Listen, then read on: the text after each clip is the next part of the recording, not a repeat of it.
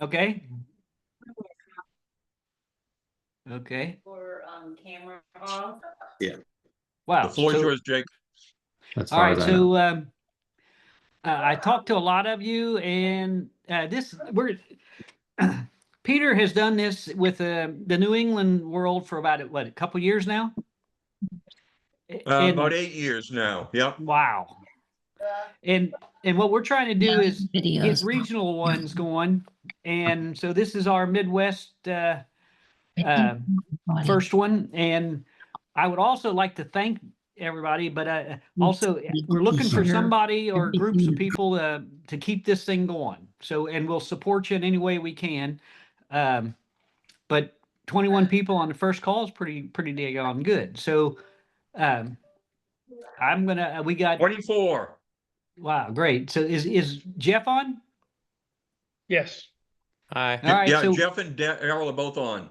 yeah, so we have Daryl Wagner, who is in the Cleveland world and has been restoring Heelys for a long time. Go till.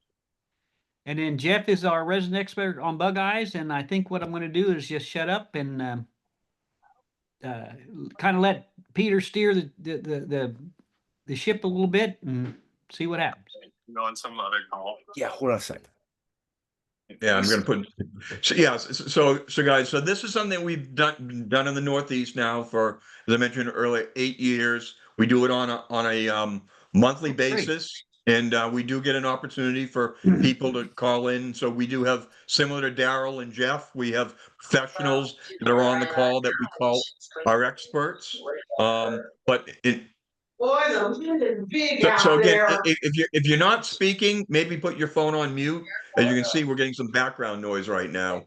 So it'd be helpful to, if you're not speaking, to put your phone on mute and then take it off mute when you want to speak.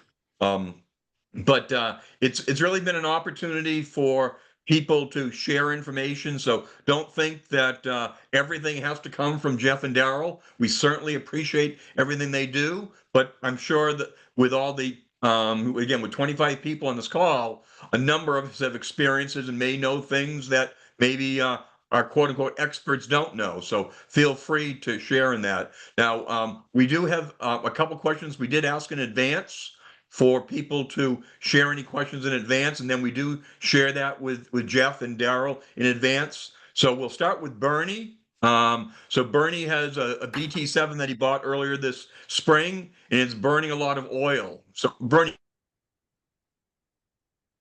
a little more background to it and see if we can explore some opportunities for you. Bernie, can you hear me? Yes, I can. Can you hear me? Go ahead. Yep. All right.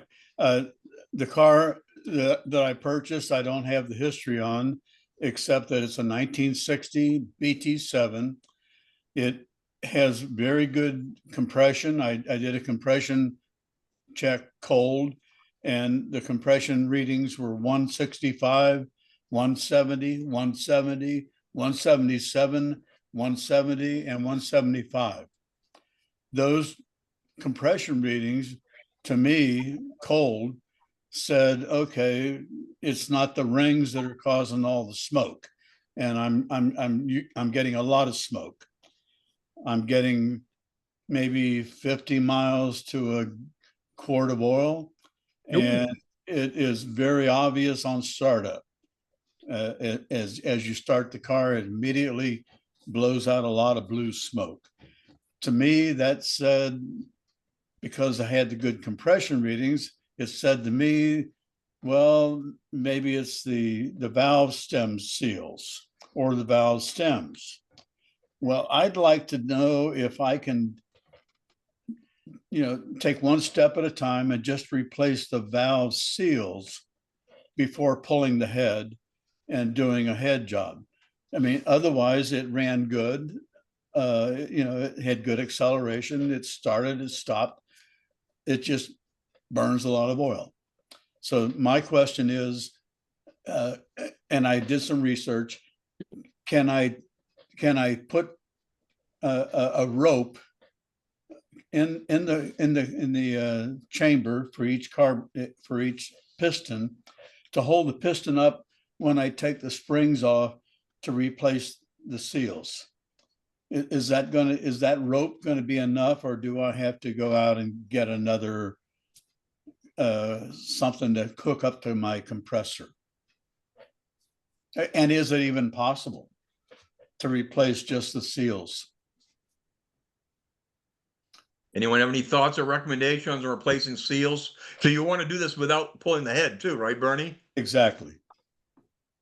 I've heard of that rope trick. I've never tried it. Tom that works for me, I asked that because he likes to do things as quick and easy as possible. And he said he's done it with the compressed air before.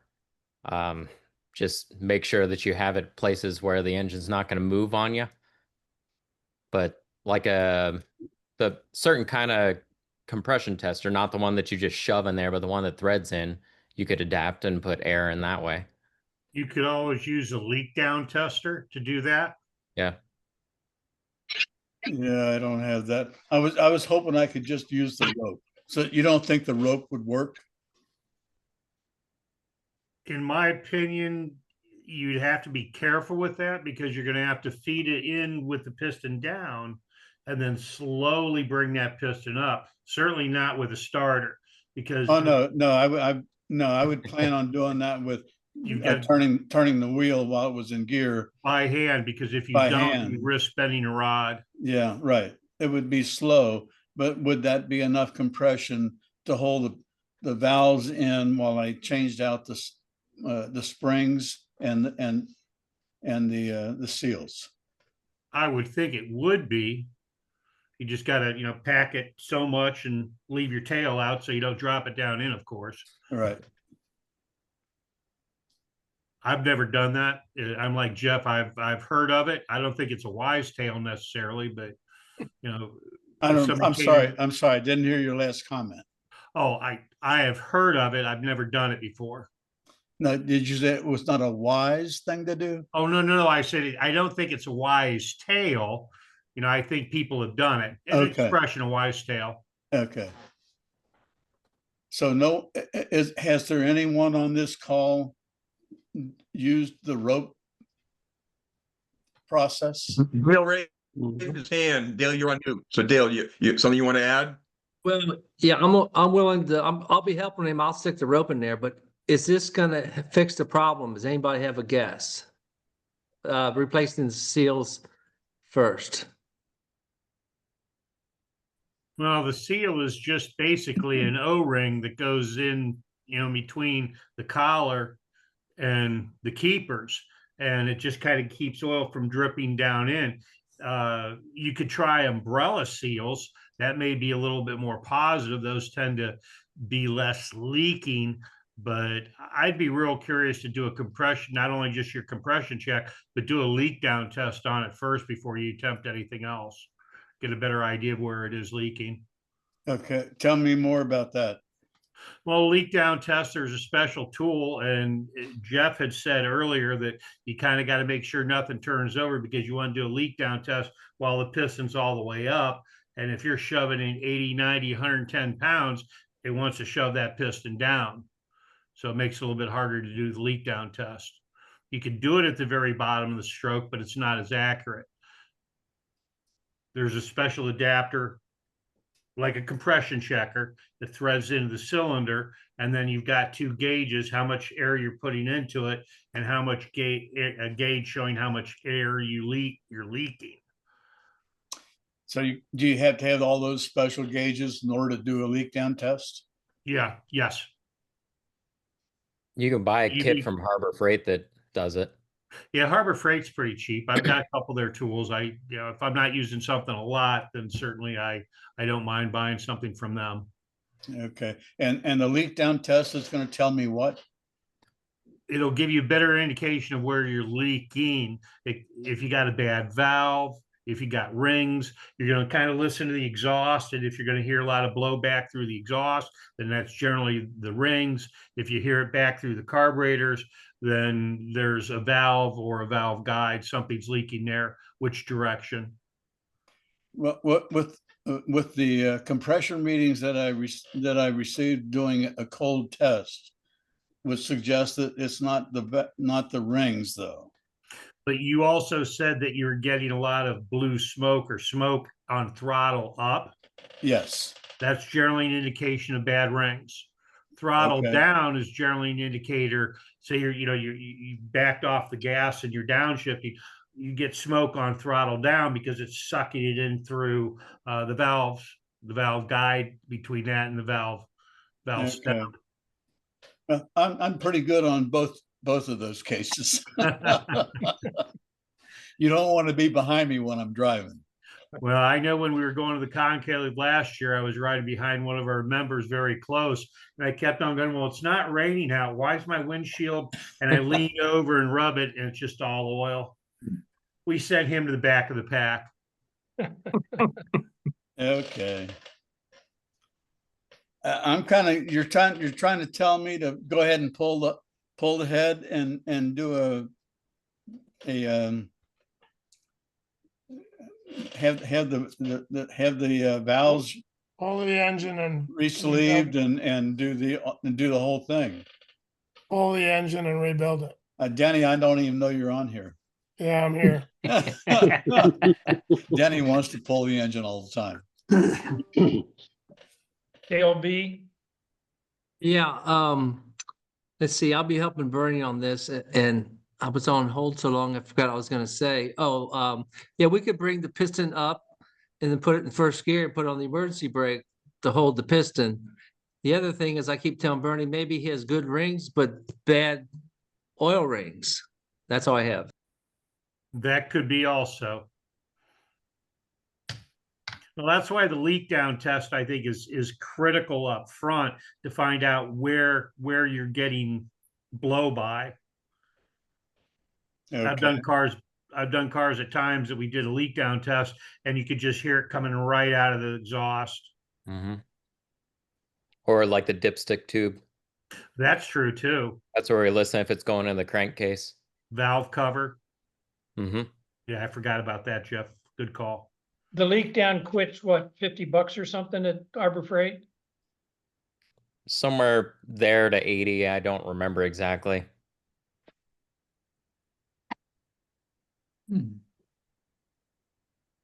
Sounds like a good thing for the tech team to buy. Yeah, that's a good idea. Thanks, Jeff. I just looked and it was $84.99. Oh, you got me beat. That's a no-brainer.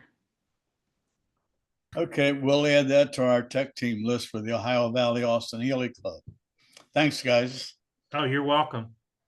I'm not always right, but every now and then. Thank you.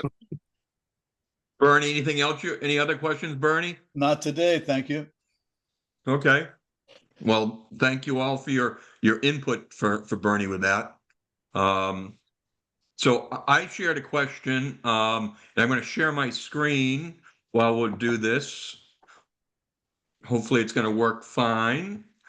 So I have, you can see behind me is a Sebring Sprite that I bought out of the UK this spring. And this is now Steve Kirby's business. This used to be Putski, but these Bilstein shocks. And so I'm just curious, is anyone on this call, have they installed this shock setup? And is there a recommendation going with the rears first or the front, or just if anyone has any feedback as it relates to using these two shocks?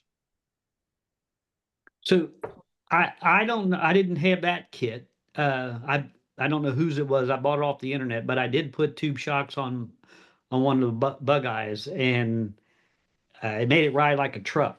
I mean, I just did not like it, and I went back to the lever Really? shocks. Yeah. Okay. But it wasn't a Pisky kit, but it was tubes. Yeah. Tube shocks. Okay. I did a kit for Ken Hiller many years ago with these, and I've never heard him complain. I think it does affect the ride and the handling. It's maybe a little bit firmer than I like. Is that Sprite or Big Healy? That was Big Healy. That was a BT7.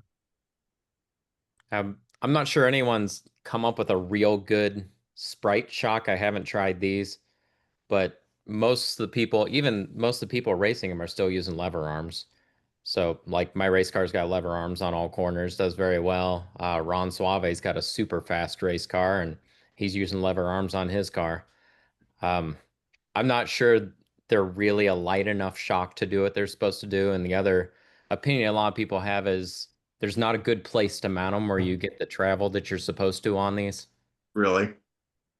I don't know 100%. I just put a set of frontline ones on a customer's car that we haven't driven yet, but he had already bought it and insisted I put it on. So I said, okay.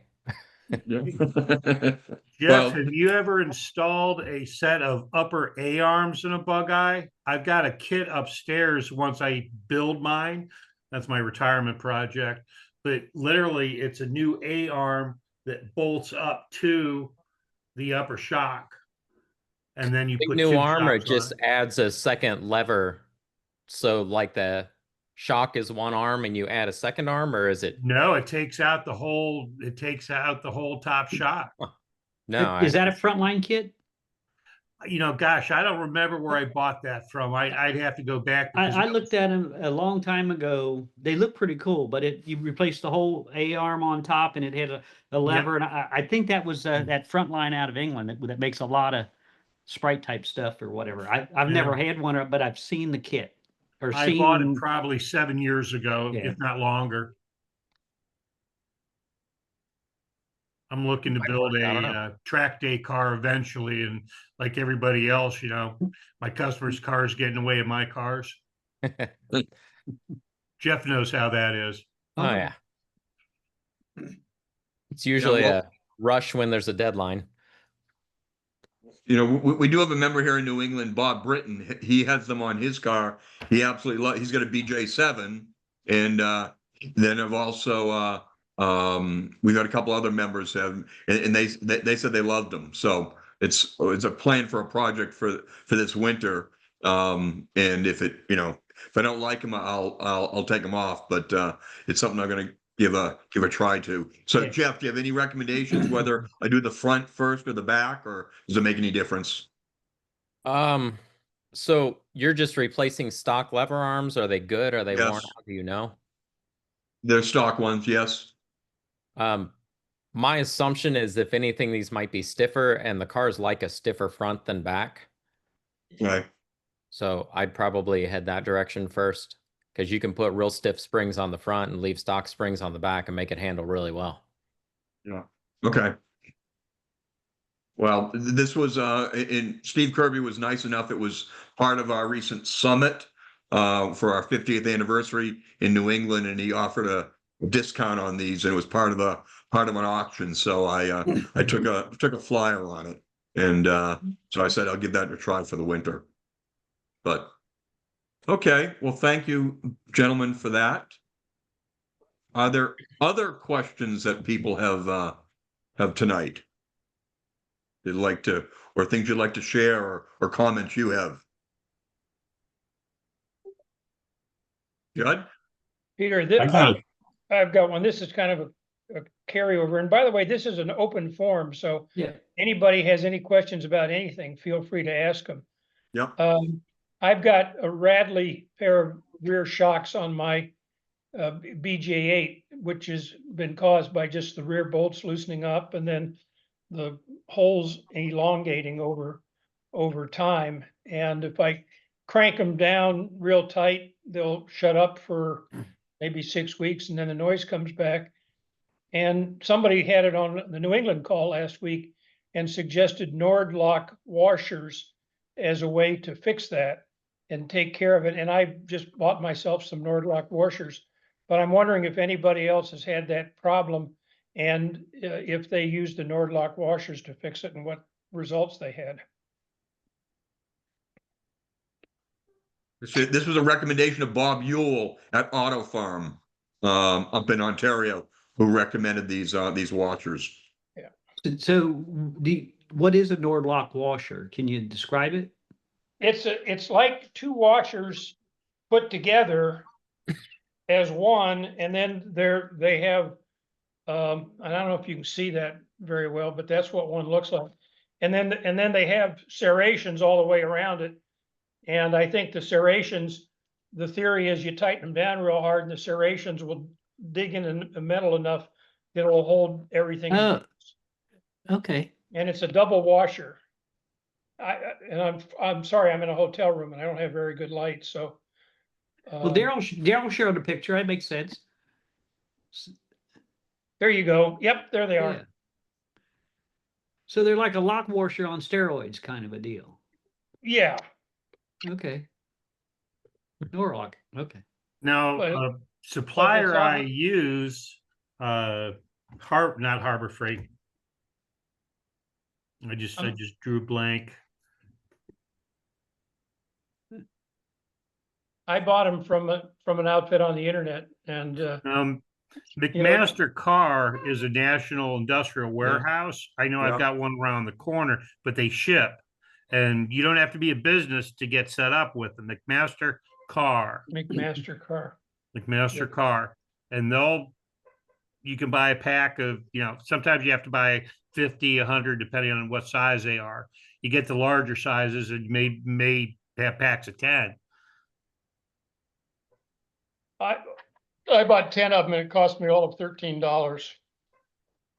Special Yeah, watch, that sounds pretty reasonable. And I figure that's a lot less expensive than 2 new shocks. Well, if you're a tool junkie or a hardware junkie, just spending some time on McMaster-Carr's website is very enlightening. Oh, I've absolutely. used them for 40 years, and you can find anything you want there. And a lot of neat specialty type stuff. They used to publish a book that was about 6 inches, and it was really nice just to page through it. But fasteners, you name it, they're like a Granger, but been around 50 years, a long time.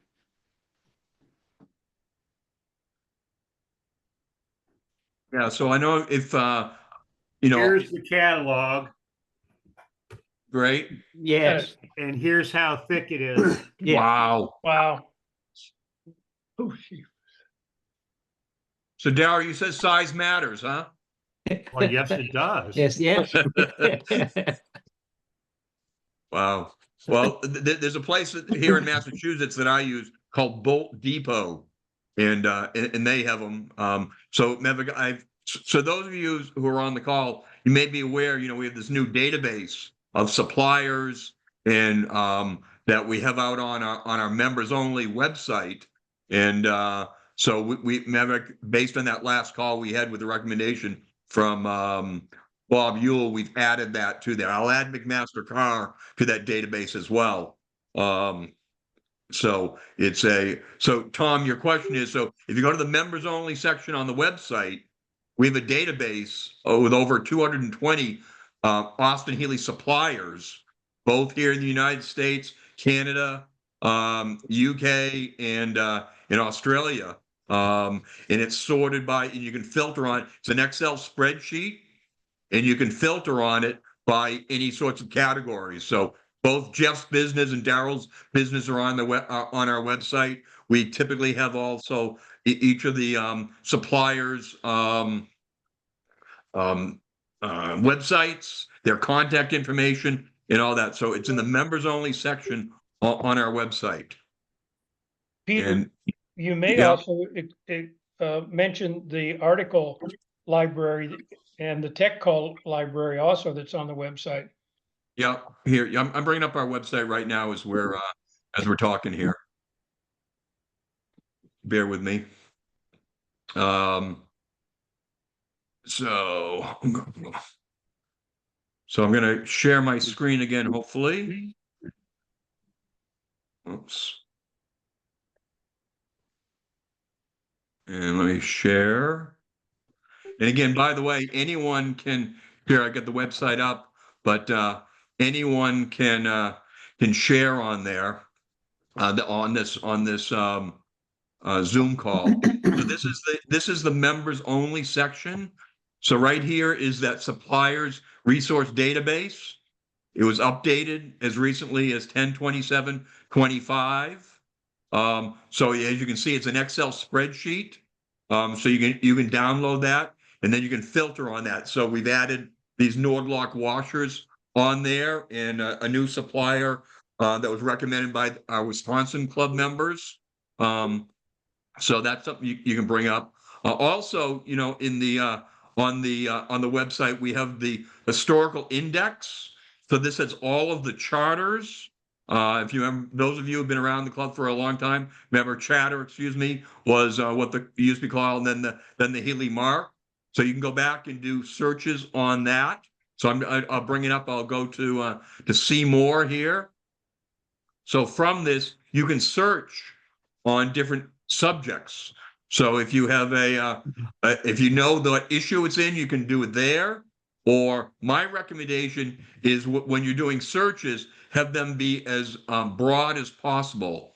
So as an example, you know, so you can see articles on conclave, concourse, history, and so forth.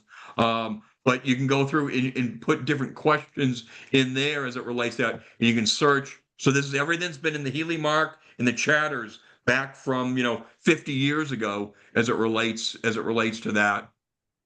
Additionally, I think what Judd was referring to is we have our YouTube database, which is over here under the YouTube panel, and this is where we have all these past technical calls. So we're going to put this call up there as well. But so on that last call in October for the Northeast, we talked about transmission oil, clutch vibration, loose rear shocks, as Judd just talked about, slave cylinders, trafficators. So that it's about an hour and a half long. So we also have, if those are interested, so the second Monday of every month is when the Northeast call is. So traditionally, this includes New England, Southern Ontario, and Quebec clubs. So it's always a permanent Zoom. So in essence, what Jake is created here for Mid-America is what we're doing it around regionally. So there's going to be one called the Plains, which is going to be the first one's going to be in early December,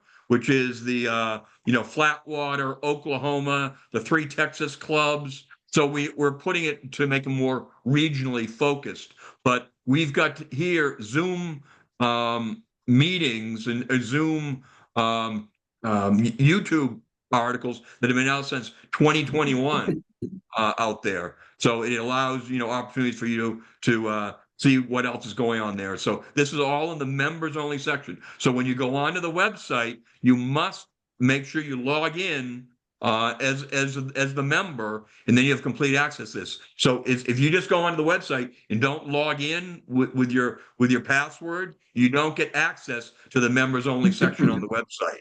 So you have to make sure you log in with all that. So that's real critical. Judd, anything else you wanted to say there? Yeah, Peter, go back to the magazine index here for a second. Yeah. If anyone else has any other questions, feel free to ask questions too. And you might want to, on the primary one, just put in breaks or something there, or just,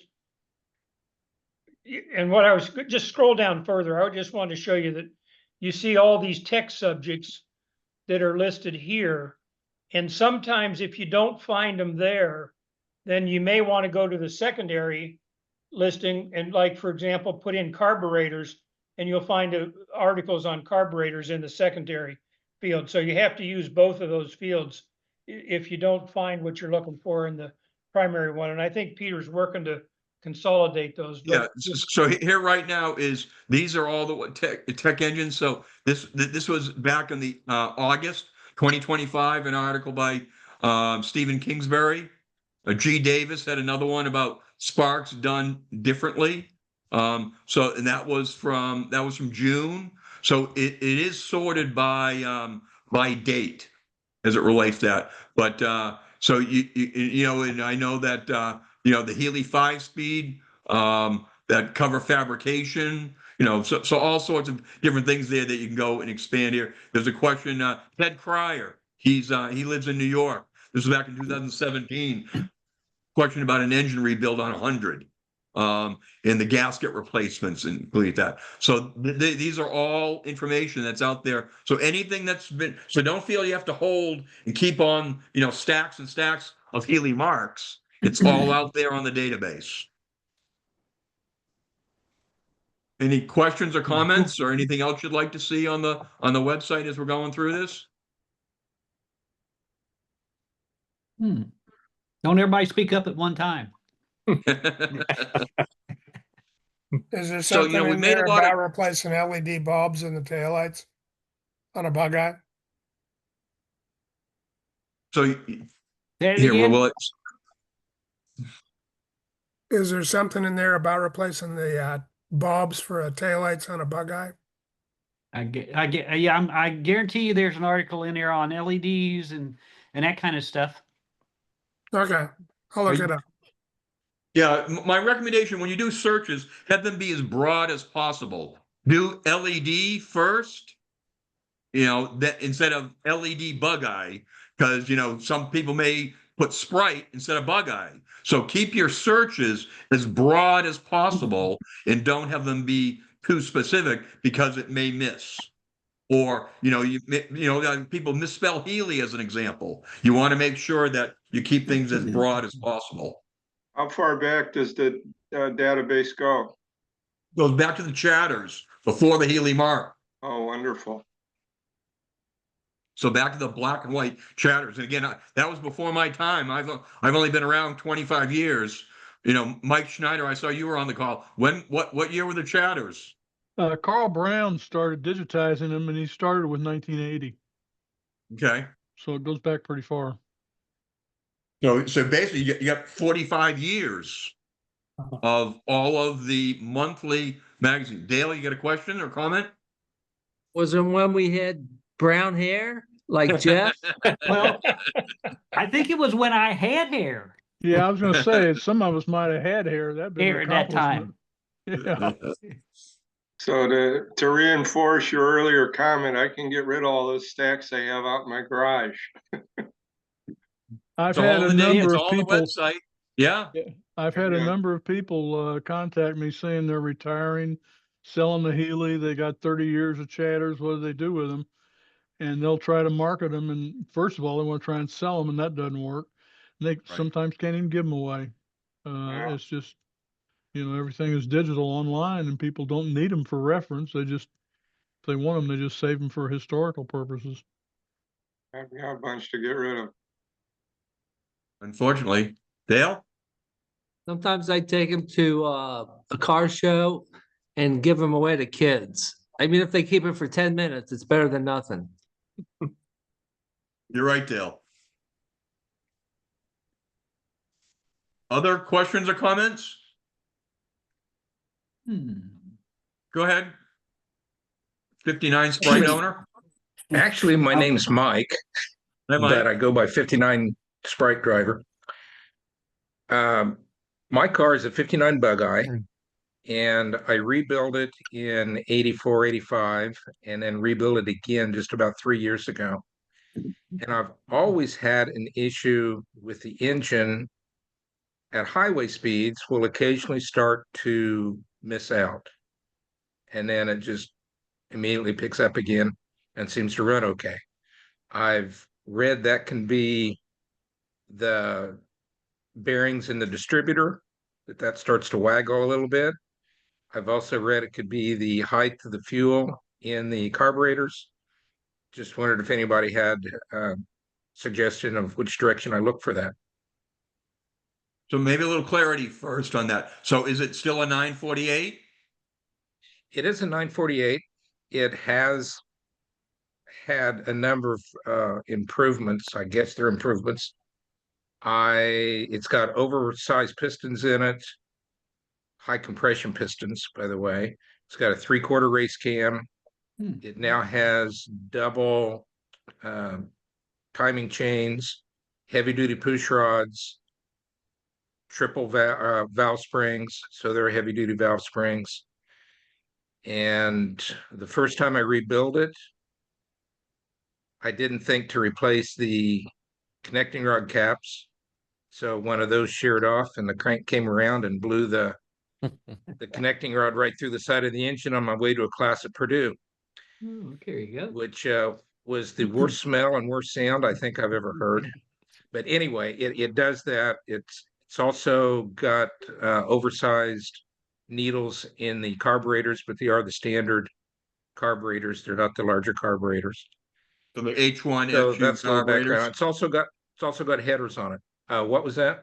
So they're H1 SU carburetors? Yes, Okay. yes, they are. Jeff, any recommendations? I've Have never you had checked that. your fuel filter lately? Yeah, it's clean. Fuel filter's fairly new, so I'm sure that's not a problem. Is So it it's just just, like Just one replace stumble and then the, it continues. what was that? It's just like one stumble and then it continues like nothing happened. Yes. is it Well, I a wouldn't, particular speed? it's multiple times sometimes. Okay. If I slow down and then go into third gear, for instance, it never seems to happen there. It just seems to happen at highway speed, which highway speed for me is anywhere from 50 to 60. Does it matter if you're on an elevation or not? No, it's just standard level ground. Okay. So What this kind is of fuel Stump the pump are Expert's you night. using? What was that? What kind of fuel pump are you using? It is an electronic fuel pump. In fact, it just went out recently and I replaced it, took it out for the first time today to make sure that that was working okay. And it is, but Is it it an did S- miss out a is it an couple SU times on fuel me on the pump? way into town. Is it an SU fuel pump? It's the fuel pump that Bug Eye Guy sells. So is it still messing when you're with the new pump? Yeah, it did this evening a little bit, yes.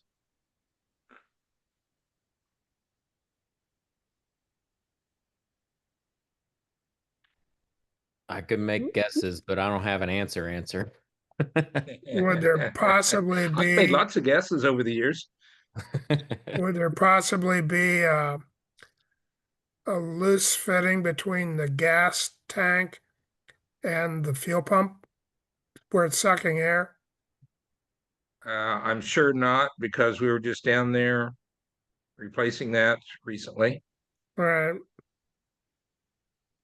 Jeff, make some guesses. Also rebuilt the carburetors a number of years ago, but that was definitely an issue where they were sucking air around the Throttle shaft. gaskets on those. Yeah. That's rebuilt, so that's taken care of. Do you have a limit valve in line with the fuel gauge, the fuel pump? I do not, Okay. but that fuel pump, I believe, puts out the pressure that is required for that type of carburetor. Good How question. about your coil? How about what? Coil. Do you have a sport coil? 40,000 volt Yes. sport Yeah, coil? Okay. it's a higher output coil, Mm-hmm. but it is like a 60-some-year-old distributor, and it's still the points and condenser. It's not electronic on the distributor. So does the distributor have a lot of miles on it? I assume it's a Lucas distributor. Yes, and it's got as many miles as it would get from 59. My dad bought my brother basically parts of this car. He bought him a car in 1964, and I inherited it, and I found this one in 84, and a lot of the parts of that original one are in this one, which the distributor would be one of them. So the distributor's not been rebuilt. No, it has not. So when I or my son have bought old cars, the first thing I do is I pull the distributor out and send it up to Jeff, and I can't remember his last name, but he's up in Minnesota, and he rebushes them, and they come back like brand new, and he only charges like $150. I mean, so damn cheap, but he really knows That his is a lot shit. cheaper. Huh? A lot cheaper. That is a lot cheaper than a new electronic one. Oh yeah, no, and he was telling me that that if you're going to drive the car a lot, the Chinese ones or the new ones, they have bronze bushings where the old Lucas ones has I'm sorry, the new ones have brass and the old ones have bronze, and He'll tell you more than you'll ever want to know about distributors. But I have every car I've ever had, I set them up to him. He sets them, he asks you he tunes them to the car with the old Sun equipment. My son had a 104 that had a 283 in it, and he's not just English. He is, his whole life has been distributors. Cool. And it's Jeff. Do you remember? It's advanced distributors. Advanced Jake? Distributor. He's in Minnesota. Yeah. Yeah, Up- here it's on the database. Yeah, I know Yeah. it's in Okay. because I put it in the database. But Great. if I mean, say if it's really old and whatever, and it's intermittent, and you haven't rebuilt the distributor yet, he doesn't charge a whole lot of money, and he does extremely good work. And Now, one thing on my opinion that you could look for, and it's pretty easy, is the lead that goes from the distributor side to the points. Make sure on a distributor that old, make sure that that cloth cover on that hasn't worn and touches out the point plate, which could very well happen. You know, you're accelerating, you're driving along, vibrates a little bit, touches that plate, and it'll ground that right out. But if it springs back into place away from that plate, it won't short anymore. So check the insulation on the wire going from the side of the distributor as your lead comes into it from your coil to the points. Okay. I've seen that happen before, and that's like chasing ghosts. So that's the entire lead from the coil to the distributor?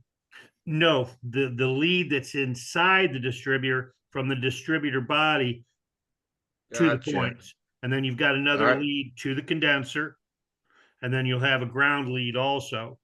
But I've never. I was afraid that's what you were getting at, because I do believe that looks really worn. Yeah, the original wires are woven in cloth. Yeah. The new ones, and it's the original. Now, if I send that off and get it repaired, will that get replaced too? He should look at that. Yeah. And I give it Advanced Distributor 2 thumbs up also. Keep in mind, he's the originator of the red rotors. Yeah. Moss, that's where Moss gets them. And if you want to know about distributors and ignition, he'll tell you way more than you ever want to know. I put a fuel injection on my car, and I was having issues, and I called him up, and he pointed me in a couple different directions that wasn't stock Healey stuff. That he just knows his shit on distributors and stuff. Nice guy, super nice guy. Advanced Distributors in Minnesota. Yeah. Okay, I will try that. My daughter will be happy to hear that too, since she will eventually inherit this car, but she's just now starting to want to learn about working on it. Well, that's great. She's the one that replaced the fuel pump. Well, there you go. Good for her. Okay, well, good. That's all my questions for now. Good question. Definitely. So who made your fuel pump? It's whatever the brand name is, it's the one that Bug Eye Guy sells. Is it square? Is it a little electronic square thing? It is electronic square thing, yes. Yeah, it's a facet. Facet. Yes, that's it. Yes, Facet makes two different kinds. One's noisy, one's quiet. But do you know which one you got? Definitely noisy. That's how I knew the old one had quit Bernie, working, that's because the it one no that I longer made gave to noise. you. They make a whole line of them, and they vary by the amount of pressure they put out. So if you bought it from the Bug Eye Guy, he would have that, because you can't tell by looking at them, and one will pump 3 pounds of pressure, and another one will pump 12 pounds of pressure. I made that mistake when I was younger. I just went in and bought a facet one, and it overflowed to float bowls and stuff. And but if you bought it from the Bug Eye Guy, he would have sent you the one that's got the right poundage on it. Yeah, they like 4 pounds. Isn't that right? They're really light, 4 It's pounds? less than 4 pounds. Is it less than 4? Yeah. Yep. Like 1.5 Yeah. to 3 or something like that. On the pump, it also says what kind of horsepower rating you can get out of that pump. Yeah. So it'll say up to 60 horsepower or up to 100 horsepower or whatever. Yeah. Yeah, I've got facet pumps on my sprites. Yeah. Like they're great. I've never had a failing. and Yeah. Yeah. this, You usually get 10, They- 15 years out of them. I put them on my big Heelys. If you want to drive the car and not have to beat on the back for the SU to points to click or whatever, you swap it out to a facet. Now, one thing I've Bug done Eye over guy the tells years, me, Bug Eye guy tells me they've never had one go bad. And this is the second one I've replaced. So I guess I'm just lucky. Really? Wow. Daryl, you Wow. had something to add, Daryl? I was going to say that I've done for numerous clients, whether it was an MGA or a big Yeah. Healy or a Sprite, cut the line mid chassis. And because those are plumbed in with a little rubber hose, you can use those as a backup also, and then put a toggle switch up underneath the dash and wire them in. And you find yourself out in the field because, your original fuel pump goes shot, or your point stick if you're in a big Whatever. Healy, and use those as a backup. They're so noisy that most of my clients have went, yeah, I don't like that. That's real loud. They work great, don't get me wrong, but Yeah. they are loud. Yeah. So you kind of need to put them somewhere where they're isolated. Yeah. Well, This well, is back in the behind or right in front of the right rear wheel. Yeah, that's where mine's at. I mounted mine up in the engine compartment of the Sprite. Yeah. And that way I can get to it just by lifting the hood. And that's probably wise because it's really hard to change Yeah. back where I've got mine. Other I've got- questions that folks have? I have a question. Please, go ahead, Tom. All right, so I have a 61 3000 BT7, and the tail lights and the headlights and all that stuff, they work, but the brake lights and the turn signals don't. And I found out that it was a fuse issue, and I ordered a new fuse, put one in today, and it still doesn't work. So my question is, what should I check to fix these things? Hey, Max, Yes. when you get your tires back from the tire people, we'll come over and work on it for you. So don't worry too much about it. It's probably an easy fix. All right. All right. How you been doing? We've been pretty good. We sent the tires up to performance alignment, but the tires that I bought were definitely too small. So they're gonna order some new ones, and I'm gonna return the ones that I bought. And you got tubes coming in They're gonna find tubes for me. and a liner to go inside of the wheel also. Yes. Good. Looking forward to seeing you again. Thank you as well. Good deal. Dale, you got your hand raised? Max is 18 years old. 16. He's the future of our club, of Great. all the clubs, and he has a car which his grandmother bought in, I think is the East Coast, Maryland or somewhere, still in her name, and Pennsylvania Max is or Max is- Virginia. Virginia, and Max is going to inherit it. This thing is a barn find. It's Nice. unbelievable. And we went over there to help him get it started, put in a battery, and it ran because this car wanted to run. I love it. That's great, Max. Thank you. Max, what is it? It's a 1961 3000 BT7. Very cool. Welcome aboard. Thank you so much. You're welcome. What color is your car, Max? It's California red. Okay. Colorado red. That's what I meant. Yep. Yeah. It's all right. Colorado red. That's allowed. Yeah. It's a Just wanted popular to color. Come again? It's a popular Healy color, Colorado red. Yeah, the paint job that's on it right now is original from '61. Awesome. Dale? Max helped us change the oil. He didn't just stand there and, throw money at us or anything. That's good. If it's a 61, something to try. My car was painted, I don't know when, but I'm gonna guess it was in the early 1990s. And it's champagne beige, and it had just lost its luster. And I paid a guy in a body shop to wet sand it, and it came back looking like it was a brand new paint job. Cost me $400.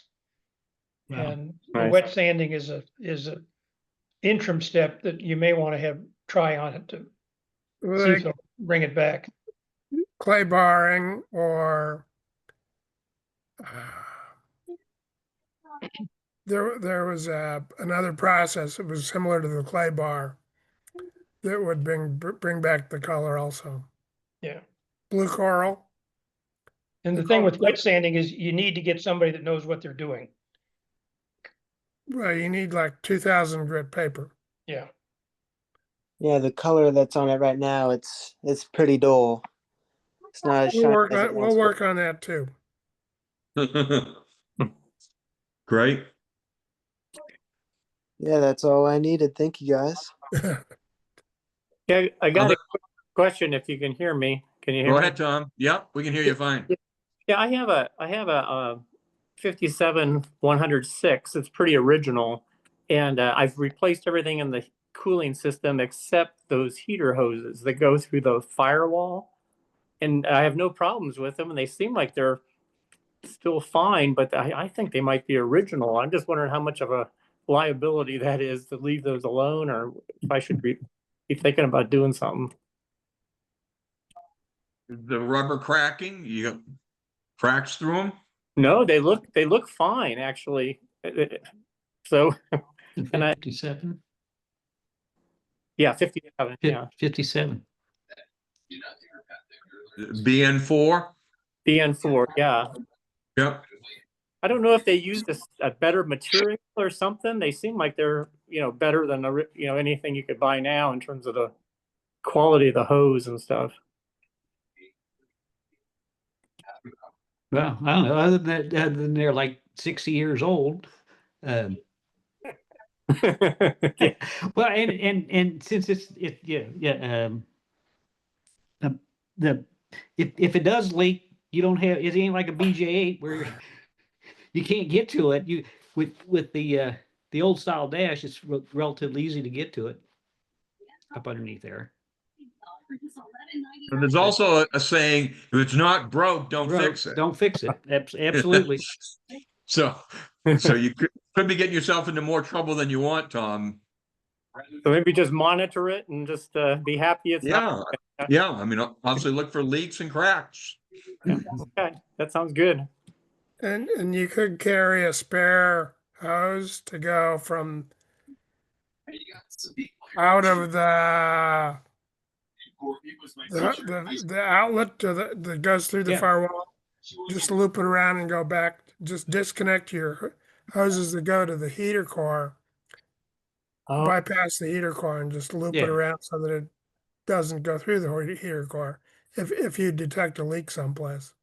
Yeah, the heater core may be something that would leak more likely sooner than the hoses. Or the valve. Yeah, that's a good point, Daryl. You're right. The heater valve. Yep. That bypass thing, that's something. I just put that in the trunk. Have a bypass. Yeah, you just have a bypass hose. Yeah. Okay.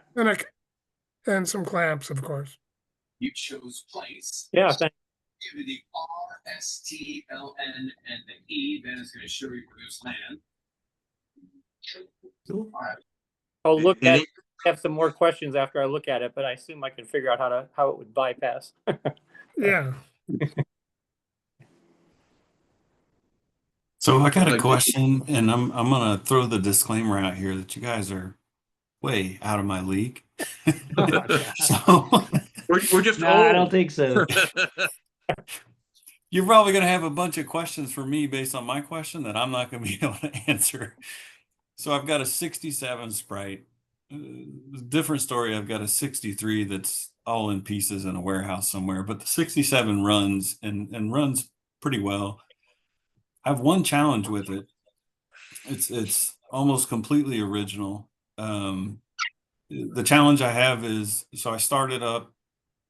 I can go for 2 or 3 miles, no problem. About 4 or 5 miles in, I start to get a lot of smoke out the back. After I run it a while and the engine comes up to a real warm temperature, smoke goes away. So where would I start? Well, this sounds like maybe kind of what Bernie started the night's call about in terms of that. It hopefully it'd just be a valve job. Is the smoke black or blue? Yeah, It's color. blue. It's definitely blue. Yeah. Blue or white. It's definitely Or not the other, black. then the other thing, it could be rings. So have you done a compression test on it by any chance? Okay. No. And how many again, miles that's are on the engine? Guessing somewhere in the 30,000. I don't think the tach's real accurate. No, The odometer, you mean? that's Yeah. not much. If it helps, the tach's not any more accurate than the odometer, but So just for clarification, so if it's blue, what are you burning? Is that oil or is that gas?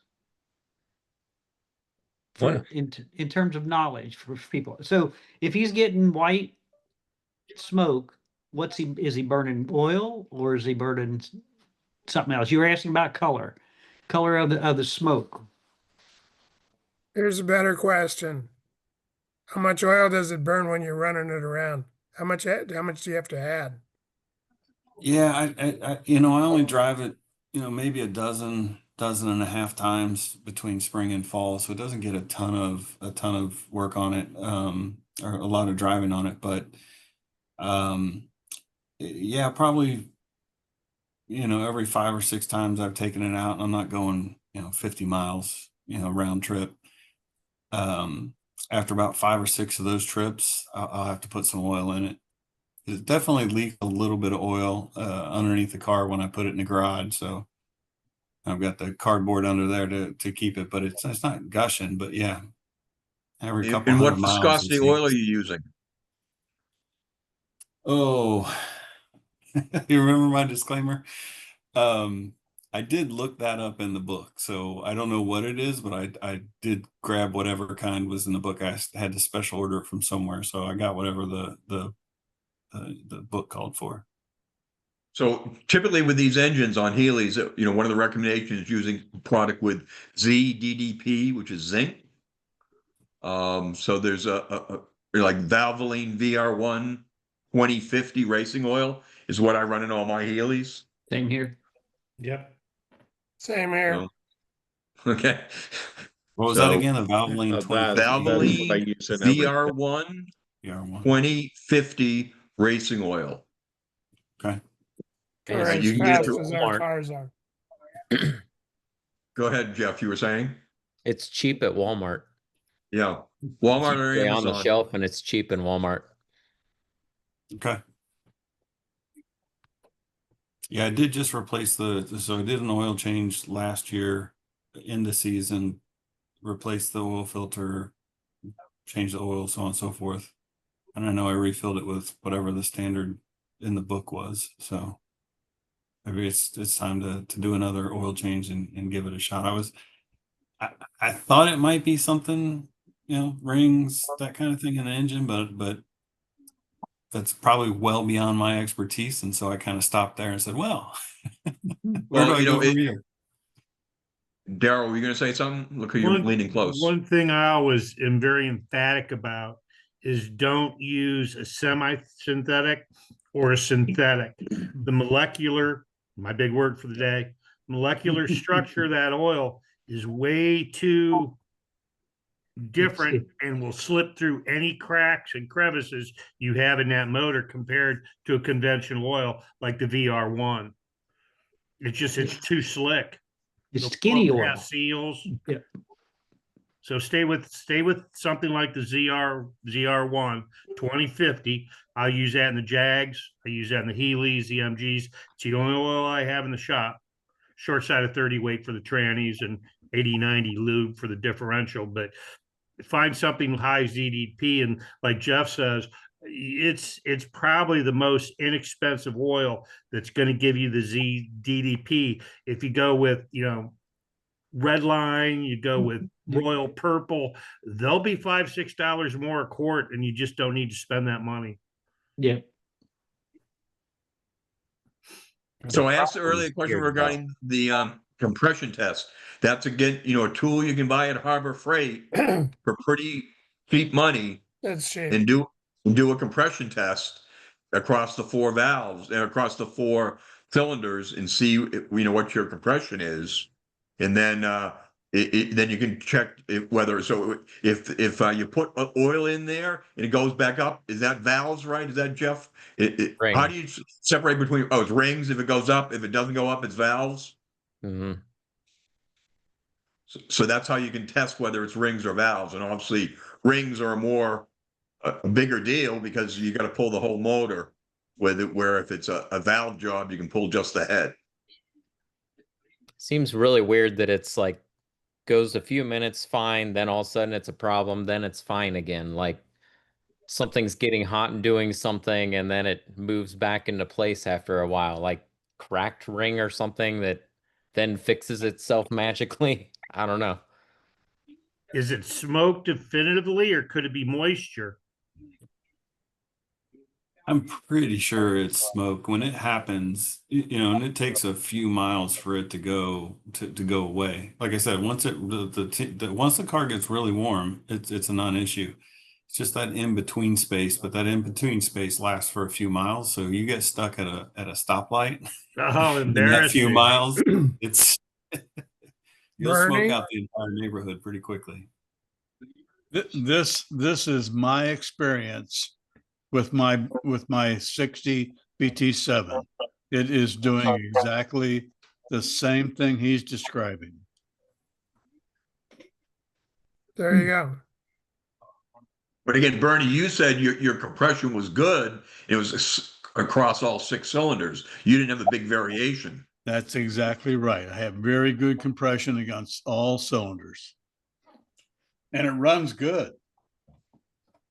Yeah, the car runs. I mean, for a 60, for the little thing that it is with just 4 cylinders, it still runs really well. So generally, wouldn't that be more likely to be valves than rings with the cars running well, but just burning a lot of oil?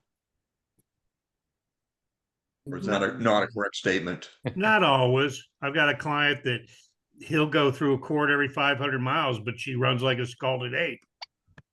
Great running car. Just use oil. Well, how about a quart every 50 miles? Yeah, it runs great, but you don't want to be behind me. Exactly. I would suggest for as limited amount of distance as you drive it, just drive it and enjoy it, and put up with the smoke maybe. It doesn't bother me. It's the ones behind me. They're the people that are behind you. Yes. I've been behind you, Bernie. Hey, gentlemen, how does the person make a comment? Go ahead. Dave Roberts here. Yes, Hi, sir. Dave. Go ahead. Well, I just wanted to, I guess, share something.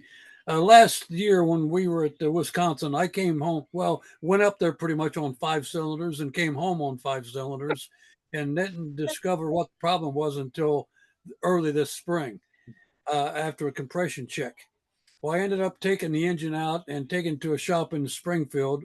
I had very low compression on the 4-cylinder. So I took it, I pulled the engine, pulled the head, pulled the engine, took it to a shop here in Springfield called the Springfield Machine Shop, I believe it's called. People I've worked with before. I got the engine rebuilt. I didn't get it back until about mid-September. And along with myself and my brother-in-law, we managed to get it back in the car. We had some issues. I put the motor in the car 25 years ago, so it was a bit of a trial and error putting it back in, but I did get it back in, and I've driven about 250 miles, and I'm very, very happy the way it runs now. I really haven't used any oil in 250 miles. I haven't checked the compression on it, but the rebuild was done very nicely. It's been repainted, reinstalled, and I'm real pleased with the engine. And it's a pleasure now to drive that car. It's a 61 BT7. That's what That's I have. great, Dave. But Congratulations. I'm finally, well, I feel confident when I go out and drive now. I don't drive with my fingers crossed as much. I just wanted to share complete rebuild on the engine, and I'm real happy with it. That's Good great, for you, Dave. Thanks. Dale, you got your hand raised? Yeah, two things. First of all, this is what Max looks like. Okay, there you go. And that's Bernie. He drove his car with the 1964 tires on it and made it home. Wow. And then the other thing is, we want to invite everybody to come to the Mid-America Classic next June, right outside of Cincinnati, up north in Waynesville. If I'm allowed to say that, and you can check on the AHC website, look under Mid-America Classic, and there's going to be a registration form coming up pretty soon. Going to have a great time at a Drury Inn where the dinners are included with your hotel, and we got a good price on the hotel too. So thank you. That's great. Thanks, Dale. Dale, last week I went out and allowed my 18-year-old grandson to drive my Healey. It was he's not real experienced with the standard transmission, but he did very well, and he was really excited to drive it. And at some point in time, I'm going to be giving the car to his father, so he'll have a chance to drive it. I just wanted him to introduce him to the Healey, and he was real pleased and had a good time in it. It's great. Future, this guy doesn't know how to drive a stick yet, but we can teach him if he needs it. There's Bernie that's driving that car. So Dale, I posted, so it's out there, the Mid-America Classic that you were just discussing. It's out on, so if you go to the regional events, there's 7 different regional events. So you go on this, so you go to the Mid-America, and it has the details as it relates to that next June.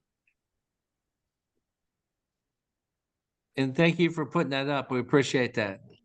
You're welcome, Dale. Okay, other questions or comments? I do have one other question. Please. Go ahead, Bernie. I'd like to get the opinion of the group on Viton versus gross jets for my BT7. Don't call them gross for a reason. My opinion is I never use them. The Vitons are what I always install. If there's gross jets in the carb and I'm just adjusting them, cleaning them out, I take them out. I have not had good experience with them. Okay, thank you. Thanks, Daryl. I have no experience with them, so I can't help you. Just an opinion. No, that's. Are you still having carburetor issues, Bernie? What's that? Are you still having carburetor issues? Oh yeah, the last time I tried to drive it, it wouldn't go. Bring it on over. Right now, I have Viton in the carburetor, and the last time I had an issue, it stuck, and I've got to. I know I need to rebuild them, but I'm trying to decide whether to go with gross jets or Viton. In spite of the fact that you're with the new fuel pump? That didn't make a difference. Okay. Well, my 2 cents is that if you have a carburetor question at that detail level, call Joe, is Crudico? Curdo. Peter. Huh? Curdo. Crudo. He's still in, I know he's in business, but he's got younger guys, but he's still in the shop. Yes. As you know, you Yep. call him up and he's the nicest guy. Tell him what you're trying to do. And he'll help you out. When I put MGB carburetors on my bug eye, he went on about colored springs and different colored needles and stuff. I said, Joe, just send me what it is, put them on, and they run like stink. But he's like the Jeff guy on carburetors. He'll tell you way to hell more than you'll ever want to know. And he is just a super nice guy. And he even manufactures a lot of the SU parts that you can't get anywhere anymore. Okay. And he's been doing it. He works on Rolls Royces. He'll tell you about the types of carburetors and shit. Like I said, more than you want. Super nice guy. And that's my 2 cents worth. If you're getting down that level of detail. Yeah, send me some contact information. Okay, we'll do. I'll text you. It's on the website, Joe Curdo. Okay. Go. Thanks. It's on the website in that technical database, that Excel spreadsheet. Go into carburetors. All right. Thank you. And if you want something rebuilt and it comes back better looking than new, you send them to him. He did my BJ8, and when I got that Jaguar, I haven't worked on him, but the first thing I did is I took the carburetors off. They got HD8s on it. I sent them to him because I was afraid he's going to go out of business or he's going to retire on me. Yeah. Or die. Well, yeah, I'm trying to be nice. But yeah. So I just again, I'm saving on the website. So there are 5 different suppliers out there with for carburetor work or rebuild kits. All right.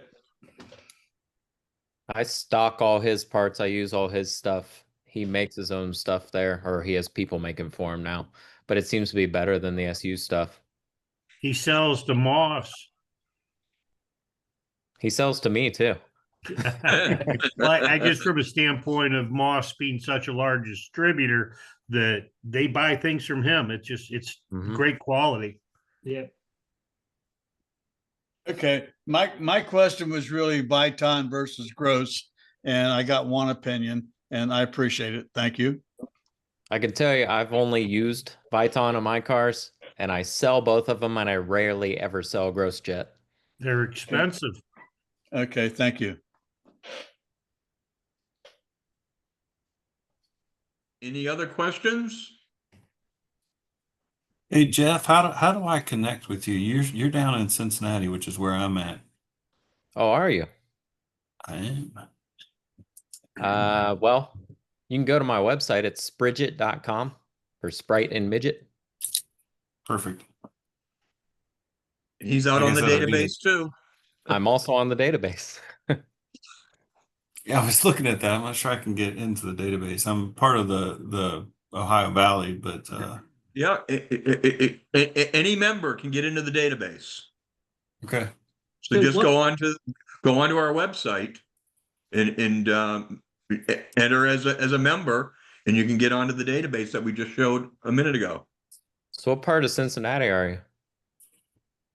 Right now I'm over by Kenwood and Madeira. Okay, that's not far from my shop. You're probably 10 minutes Norwood-ish. away from Jeff's place. Are you down down at the bottom of the hill in Marymount? It's a little pocket that's actually Cincinnati still. It's it's by where Cincinnati Gardens was, if you have any idea where that was. Yeah. Yeah. I'm 2 doors away from that. Okay. I'll find you. One way or the other, I'll find you. I'll be there tomorrow. Appreciate it.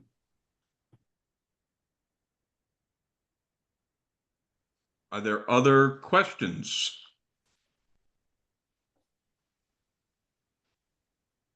Well, I guess I have a question of the group.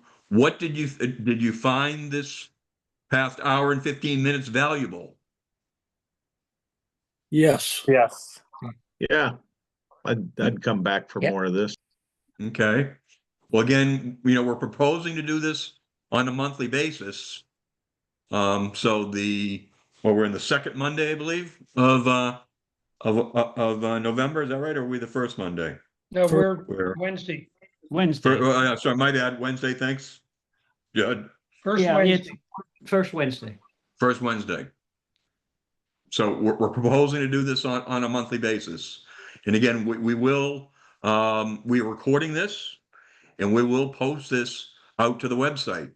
So if you wanted to go back, refer to any questions that came up during the course of this call, you can go back and watch those, and they'll be out there permanently on the website. So, and the first Wednesday of December would be December 3rd. Thanks, Judd. I didn't have my calendar in front of me. And I know Jake would love to see somebody step up and offer to play the host role. As you can see, it is not a huge amount of effort. Peter has been gracious enough to host this meeting. But he's already hosting all of the New England Club meetings. And so it would be great if somebody would volunteer to host. Peter's got a mailing list, an email list that he can send you to make it real simple to send it out to the various, all the clubs that are participating in this call. And you've got a sample of an email text message in terms of making people aware of the call. But I'm very encouraged to see first time out of the barrel that we've had 25 people on this call. Yeah. And like I said, the New England calls have now between 40 and 50 on it. And I think just based on word of mouth. And I think as everybody's seen here also, there's no question that's either too complex or too easy for the group. So I encourage you in the future and let your other members in your clubs know about this and encourage them to participate. Yeah, so the email went out to 300 of the members across the 6 different clubs. And we got as high as 27 on the call. So basically 10%, which is That's very great. similar to what we experience in the Northeast. Yeah. Because in the Northeast, we've got 500 members and we average 40 to 50. So the participation, and Jake, this is very, very similar to what, how we do it, been doing it in the Northeast. So as you can see, it's a process that works well and it shares good information and communication. You got young folks that are interested in these cars, like we heard about today. And obviously, others, and again, we appreciate Jeff and Daryl on your expertise, but obviously the rest of us know about these cars as well and shared some good information as well. So it doesn't have to rely purely on Jeff and Daryl to answer all the questions. Yeah. Because a lot of us have input. And another good thing, I think, just thinking of strictly doing this on a club level basis too, and information, this decision to expand these came out of a committee that was formed last year to look at how we retain members. The National Club has lost a fair number of members over the last 7 or 8 years. And so a committee was formed this year to look at how ways we could do to retain members in the National Club and also the local clubs, obviously. And I give a lot of credit in New England. Our club has actually grown a little bit in the last 7 or 8 years. And I give a lot of credit to these calls for keeping the interest of the members going and helping the club and allowing people to see real value in their club participation. And so hopefully this will also benefit all of your local clubs. Yep. Okay. Jake, anything you want to say in closing? Well, Daryl, Daryl Thank you. had his hand up. Peter, I'm assuming this is okay, but I run or manage our Gmail account for OH3. Is there any reason that I can't put this out in a blast to our club when you notify me? Absolutely. Yeah. Okay. Yeah, we don't limit this. We like to have a lot of engagement, and it's the expectation. And these are all members, but people have called up before and said, do you mind if I sit in and listen? And we said, yeah, absolutely. The more people engaged we get, the better off it is. Well, I know I texted as I was getting on, just you and I first came on, to Gary, and Gary goes, "What Zoom meeting?" So, sometimes things fall through the cracks. So if I can send a couple blasts out, I think that'd be a good thing for our membership. I saw one of our members, John Good, was on there. John, I don't know if you're still out there. You're awful quiet. Well, as long as there's a quiet spot now, I got to get going because I got some wine that I need to attend to down in the basement. Nice. Well, enjoy. I've got 72 gallons down in the basement. Wow. Well, that's allowed on the call, and it makes sometimes makes the calls more interesting. And this bottle is empty. You always were a whiner. No, I hate to leave the chat, but I got to get going. All right. Okay. Take it easy. Well, thank Bye. you all. So we'll look to do this again next December 3rd, 7 o'clock. And a big thank you to Jake and Peter for doing this. Absolutely. Yeah. Very nice. Yeah. Thank you very much. So Daryl, are you going to the delegates meeting? I am not this year. Gary's going in for me as my proxy. I sent Peter sent me statistics on who opened up the email and that kind of stuff, and I forward that on you sometime today. So if you can kind of go in there and look and see who got it and who opened it and that kind of a thing. We had really good response, but net there was about I know there was 309, but there's about 120 bad ones. But so we had over 250 people that got. You sent out 3 emails or 2 emails? 3, yeah. So so that's the way we typically do. We announce it and then we send a reminder. Now, I did say a final reminder today because this is the first time.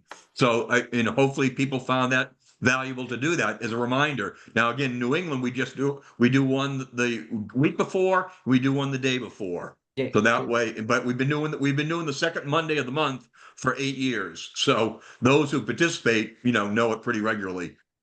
Yeah, and stuff. So, and 20-something out of our group, first time out is really good. I did not expect that. Yeah, 27. It's wonderful. Yes.